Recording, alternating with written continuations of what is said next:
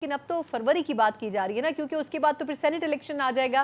تو Saint election کے اوپر تو آپ کو نہیں لگتا نا کہ نون لیگ یا پیپلز پارٹی کمپرومائز کرے گی؟ تو in any case political parties تو سر فروری تک ہر صورت میں چاہیں گی. آپ کی کیا رائے اس پر؟ مجھے دیکھیے بیسیکلی تو میں بات کروں گا آئین اور قانون کی. ٹھیک.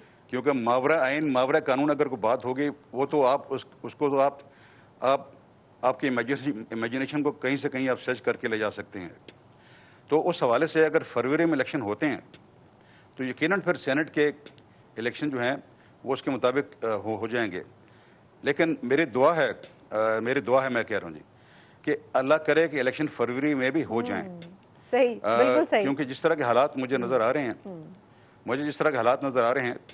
اور سینٹ کے دیکھیں سینٹ کے الیکشن ہمارے لیے اتنا آسمانی صحیفہ نہیں ہے. اگر آپ دیکھیے اگر ہماری نیشنل اسمبلی ہمارے سے وجود میں نہیں آتی تو جو دوسرا ہاؤس ہے پارلیمنٹ کا اس کے ہونے کا کیا فائدہ؟ آپ سینٹ کہہ لیں یا کچھ بھی اس کو کہہ لیں. نہیں فیصل صاحب، سر معذرت کیونکہ بہت سے سوال ہیں جو آپ کی سر معذرت آپ کی بات سے بہت سے سوال جڑے ہیں. سر پہلے تو یہ کہ آپ کو کیوں لگ رہا ہے کہ فروری میں انتخابات نہیں ہوں گے؟ چلیں آئین کو ہم نے کسی حد تک ضرور توڑا مروڑا، لیکن اتنا بھی پامال نہیں کریں گے کہ ہم انتخابات آلریڈی 2 صوبوں میں انٹرم سیٹ اپس کب سے چل رہے ہیں. دوسرا سر یہ جو پولیٹیکل پارٹیز ہیں یہ کیا کمپرومائز کریں گی اس بات کے اوپر کہ فروری سے آگے انتخابات جائیں؟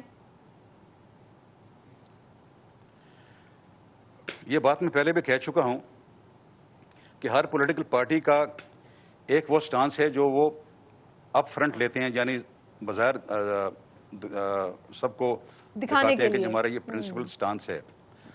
اور یہ میں کیونکہ میرا طویل عرصہ گزرا ہے پارٹیز میں، اور ایک ہے جو ان کو سوٹ کرتا ہے جس کو آپ کہہ سکتے ہیں کہ جو پریکٹیکلی جو ان کو سوٹ کرتے ہیں سیاسی حالات.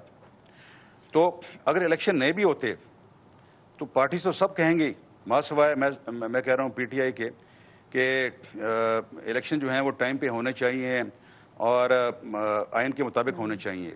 لیکن آج جو ہمارے جو معروضی حالات ہیں سیاسی وہ مجھے اس طرح کے بن گئے ہیں یا آپ کہہ سکتے ہیں بنا دیے گئے ہیں کہ جب تک آپ کے سامنے آنے والے الیکشنوں میں ایسے رزلٹ آپ کو دکھائی نہ دیں جس سے کہ اگلا جو سیاسی سفر ہے گورننس کا، حکومت سازی کا، پارلیمنٹ کا، وہ صحیح طور پہ چل سکے، تو مجھے لگتا ہے کہ مجھے شاید الیکشن جو ہیں وہ فروری میں ہوتے ہوئے نظر شاید نہ آئے مجھے.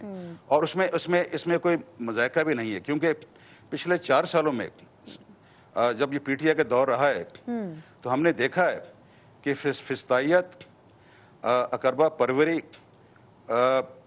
مس گورننس اور کرپشن، اور اس سے ہٹ کے مجھے یہ بھی کہنے دیں کہ ایسی تعویلات سامنے آئی ہیں جن کا عام انسان تصور بھی نہیں کر سکتا کہ ایک انہونی جو چیزیں جو ہم سننے میں آئی ہیں ہمارے ہاں ہم دیکھتے رہے، اب ٹی وی پہ آنا بھی شروع ہو گئی ہیں. آپ کے خیال میں نون لیگ کی جو ابھی اسٹریٹجی ہے وہ زیادہ کامیاب نظر آتی ہے یا پھر پیپلز پارٹی کی جو پولیٹکس کا طریقہ تھا کچھ ماہ سے ہمیں لگ رہا تھا کہ وہ زیادہ بہتر پوزیشن میں، تو آپ اس کو کیا گریڈ کرتے ہیں کہ نون لیگ اس وقت زیادہ کامیاب اسٹریٹجی سے چل رہی ہے؟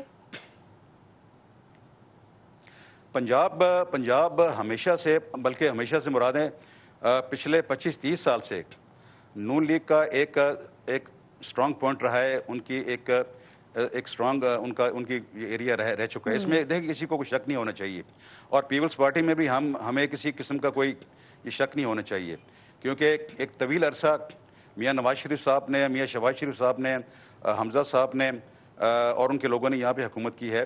تو ان کی جو الیکٹرل پالیٹکس ہے یہاں پہ اس پہ ان کی گرفت بہت مضبوط ہے. ان کی جو ہمارے پنجاب میں تقریباً 141 سیٹس ہیں قومی اسمبلی کی اور 297 سیٹس ہیں ہماری صوبائی اسمبلی کی. ان کی جو اوور ویلمنگ میجورٹی ہے اس میں نون لیگ کے جو کینڈیڈیٹس ہیں ان کی جو ذاتی پوزیشن ہے جس کو آپ اگین میں وہی ریفر کروں گے الیکٹیبلس، ان کی ایک بڑی مضبوط پوزیشن آتی ہے. پیپلز پارٹی بدقسمتی سے 2008 میں جب پیپلز پارٹی اور نون لیگ کی حکومت اکٹھی بنی، اشتراک ہوا، جب پیپلز پارٹی گورنمنٹ بنی تو اس وقت اس اشتراک کی وجہ سے جو پیپلز پارٹی کا ووٹر تھا وہ پیپلز پارٹی سے ایلینیٹ ہو گیا. یہ ایک لمبی سٹوری ہے بٹ میں اس کو مختصر کر رہا ہوں. اس کا فائدہ سب سے زیادہ پی ٹی آئی نے اٹھایا جب وہ 2011 میں انہوں نے جلسے کیا، اس کے بعد میں آئے. تو یہ پیپلز پارٹی کے لیے ایک بہت بڑا چیلنج ہے کہ جو اس کا اپنا ورکر، اس کا جو ووٹر ہے جس نے 2008 کے بعد اس سے کنارہ کشی حاصل کی یا اس سے دور ہو گیا، اس کو واپس لے کے کیسے آتی ہے.